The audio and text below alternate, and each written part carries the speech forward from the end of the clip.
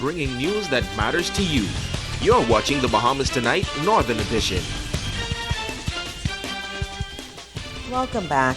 This just in, we now have the results from today's strike poll carried out by employees of the Grand Lucayan Resort property. 205 employees voted yes for strike action, while one employee voted no. The poll was held today at the Department of Labor.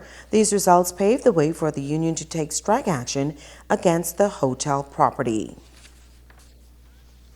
In other news, St. George's High School finding creative ways to keep students on the cutting edge of technology. The school hosted a technical exhibit today. Megan Shepard was there.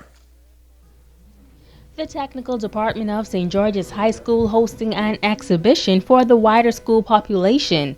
The various departments include auto mechanics, technical drawing, carpentry, electronics, beauty culture, and electrical installation. Senior Education Officer Kayleen Pinder stopped by and was very impressed with the work of the electrical installation department. So many times people have preconceived ideas about what happens in technical education, but today we are exhibiting the work of the students, the projects of the students, and the students are well able to even explain what they did. And that shows the depth of their knowledge and their understanding of the topic. Student Jay DeVilma focused her project on the wind turbine, a device that converts kinetic energy from wind power to electrical power. Some advantages of the wind turbine is that the wind is free, no greenhouse gases or other pollutants, and it takes up only a small plot of the land. When I say the wind is free, I'm basically saying that as soon as the wind turbine powers up, you will no longer be using electricity from the power company, you will now be using electricity from the wind turbine. And there is a motor at the bottom of the wind turbine that charges up, so when the wind stops blowing, it will still be electricity charged up in that battery. Kevondre Heald explains the benefits of solar energy. Solar power is the conversion of sunlight into electricity. Solar power is free, renewable, and it doesn't pollute the earth. I use the cardboard for the roof, and I use styrofoam from an old box, and I use the solar panels off of a walkway light, a solar walkway light, and I combine the three together to put it on the roof. And I use batteries in the inside so that they could charge up the batteries. And I use two lights, one for the back door and one for the front door. Belico Claire demonstrated how high-sold items work with the use of electromagnetism. This setup here is a buzzer setup, bell, and door chime. These devices use low voltage push button switches to control them. All these devices work on the principle of electromagnetism. This right here is a step-down transformer used to step down high voltage into low voltage for these low voltage systems. Megan Shepard, ZNS Network News. It's a competition that continues to gain momentum.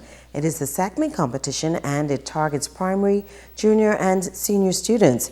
It commences on March 3rd and participants are required to build a car using a mousetrap. Dennis Knowles of the Rotary Club is one of the coordinators of the competition.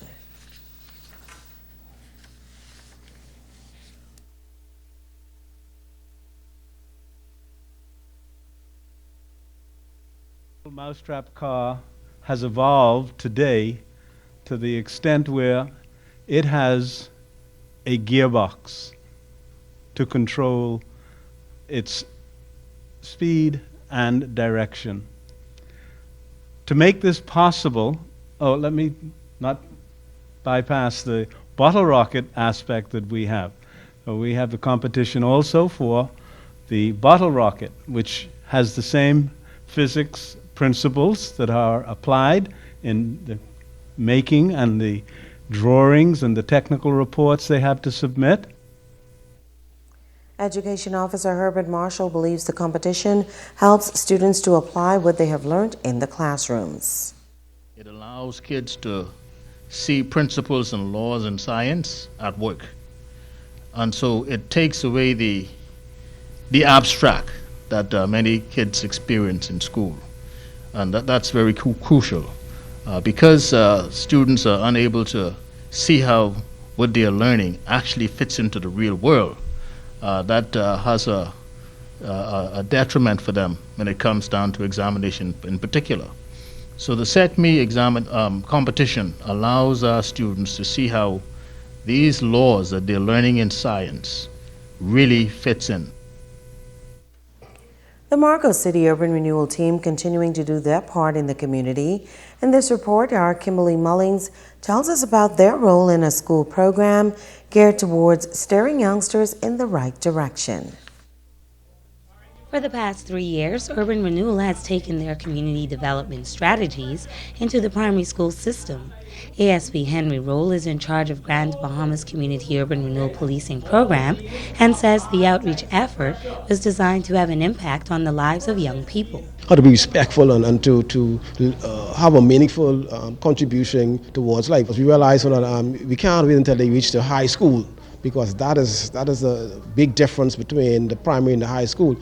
Some of them are already contaminated from the home environment, which is a foundation in anyone's life. The officers visit 3 schools weekly within the Marcos City constituency: Walter Parker Primary, Freeport Primary, and Maurice Moore Primary. The purpose of this program is to change the mindset of the youth, especially young men, by helping them to realize and appreciate the value of discipline, honesty, obedience, and adhering to wise counsel. The officers cover an array of topics, including dangerous drugs, bullying, and give the Safe Touch lecture.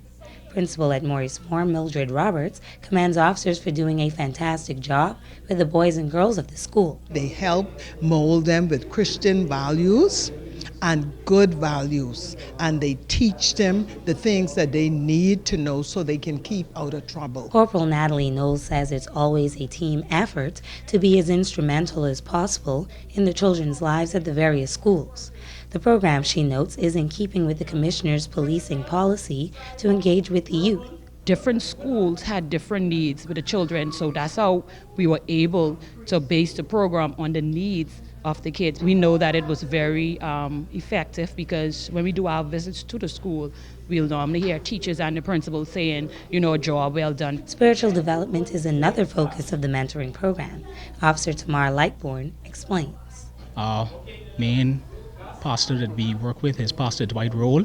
He works with kids in things such as the 10 Commandments, anything that is related to religion, that will have a positive impact on the children in terms of their Christianity and their walk with Christ. Kimberly Mullings, ZNS Network News. The Urban Renewal Department is open to mentoring students of all schools on Grand Bahama Island. And now it's time to ask the doctor. Welcome. Franklin J. inquired, "My wife has trouble sleeping, and I think it's starting to affect her job. What do you recommend?" Thanks for asking, Franklin. Your wife likely has insomnia, which is a sleeping disorder where there's difficulty falling asleep and or staying asleep. Persons with insomnia may also experience tiredness upon awakening, or if they wake up during the night, they have difficulty falling back asleep. Anxiety, depression, stress, sleep apnea, caffeine, and nicotine can all have a negative effect on sleep, and if left untreated, can pose serious health risks.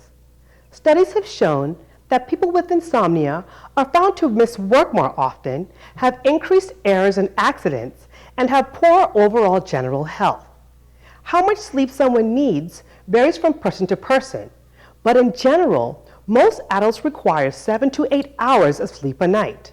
Having a regular sleep schedule, avoiding caffeine, and avoiding taking late evening naps may help. If your wife's insomnia continues to make it difficult to function during the day or at work, then she should see a doctor to discuss her symptoms and available treatment options. I'm Dr. Monique Pratt, and this has been Ask the Doctor. Join Bishop C. Alexander Williams III of Abundant Life Ministry from the Turks and Caicos Islands, February 22nd and 23rd at Mount Calvary Baptist Church, Seagrave, 8 Mile Rock. Services will begin at 7 o'clock nightly. Don't go away. Sports is up next with Ricardo Lightbourne.